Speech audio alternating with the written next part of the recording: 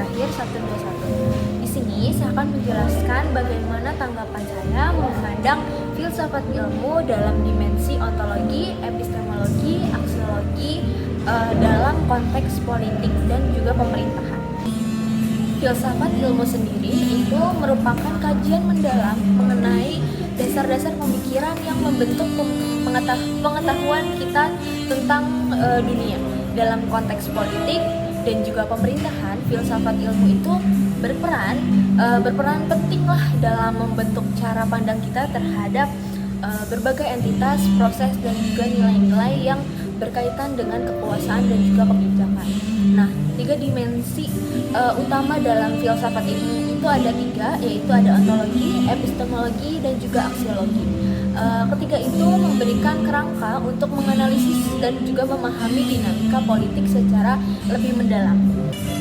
Yang pertama ada ontologi. Ontologi itu sebagai cabang filsafat yang mempelajari tentang keberadaan dan juga realitas, memiliki peranan yang fundamental dalam politik. Nah, dalam konteks ini juga pertanyaan utama yang muncul adalah tentang apa itu negara, kekuasaan, dan juga masyarakat. Dalam pemikiran politik ada perdebatan tentang apakah negara adalah entitas yang berdiri sendiri atau sekadar kumpulan individu. Nah, teori kontrak sosial yang dikembangkan oleh tokoh-tokoh terkenal seperti Thomas Hobbes, John Locke itu tuh menawarkan perspektif bahwa negara muncul itu dari kesepakatan antara individu dan juga yang menginginkan perlindungan dan juga keamanan. Konsep ini itu menggarisbawahi bahwa legitimasi kekuasaan negara itu tuh berasal dari persetujuan masyarakat, sehingga mengedepankan pentingnya partisipasi publik dan juga proses politik. Nah, ontologi juga menggali bagaimana kekuasaan terdistribusi dalam masyarakat.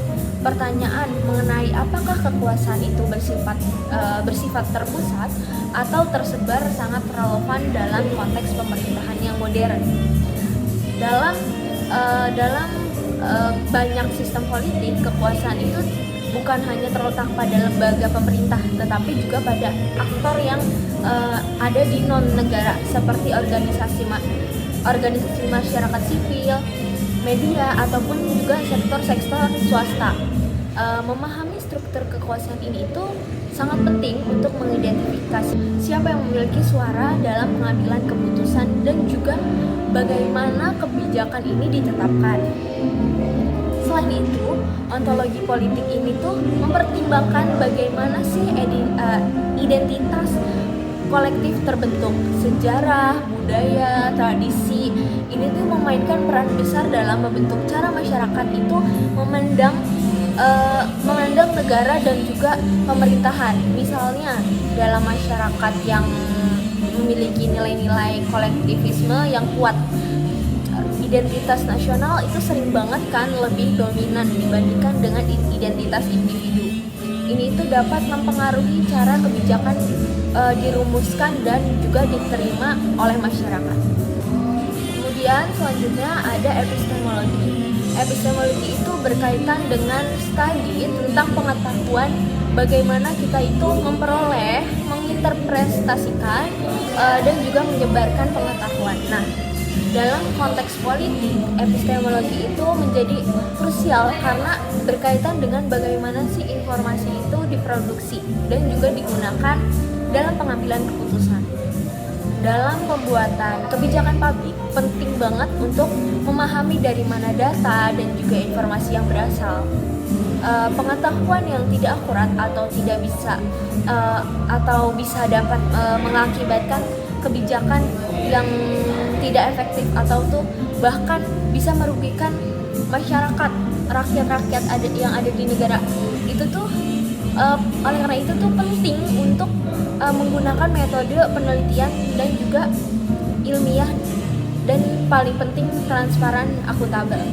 Survei, analisis data, dan juga study case adalah beberapa metode yang dapat digunakan untuk memastikan bahwa kebijakan yang diambil didasarkan pada bukti yang kuat.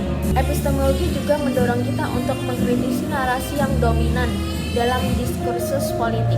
Siapa yang memiliki kekuasaan untuk mendefinisikan kebenaran?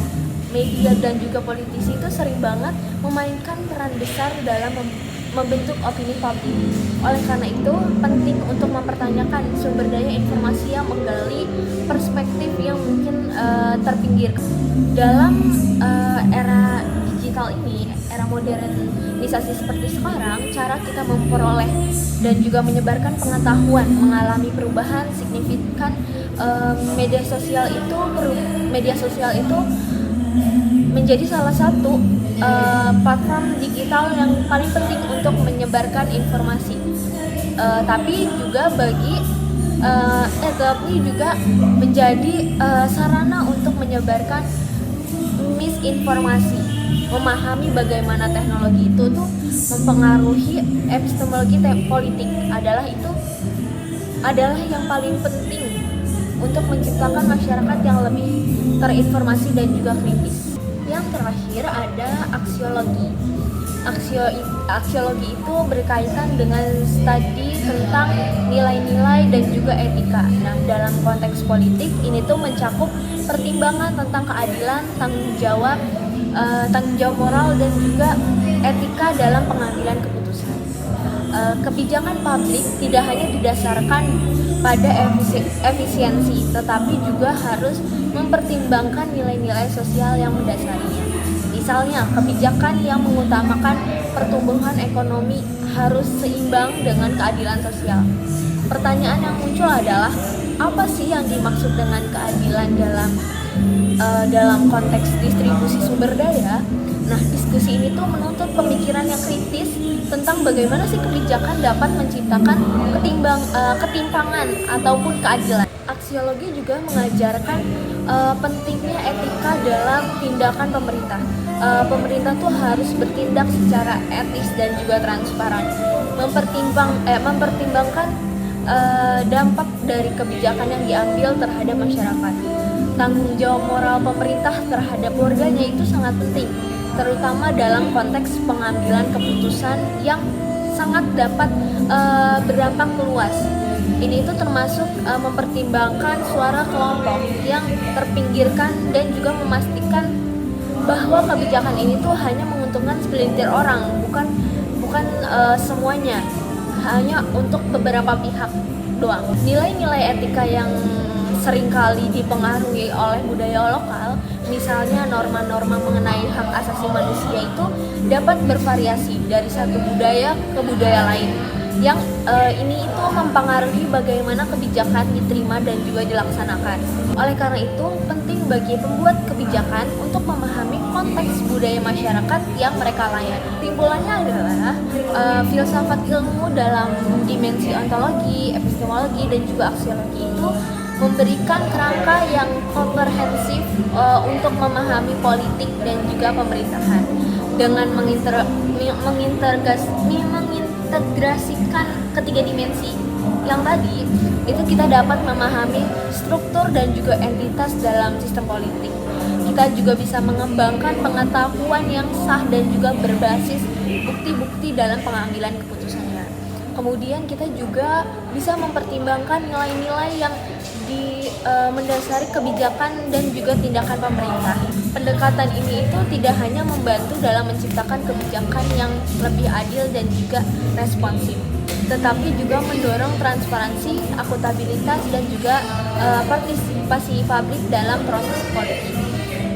Dengan merenungnya pertanyaan-pertanyaan mendalam dalam ketiga dimensi tadi, kita itu dapat membangun sistem pemerintahan yang lebih baik, yang mengutamakan kepentingan dan juga kebutuhan masyarakat secara luas. Terima kasih, sekian dari saya. Wassalamualaikum warahmatullahi wabarakatuh. Bye.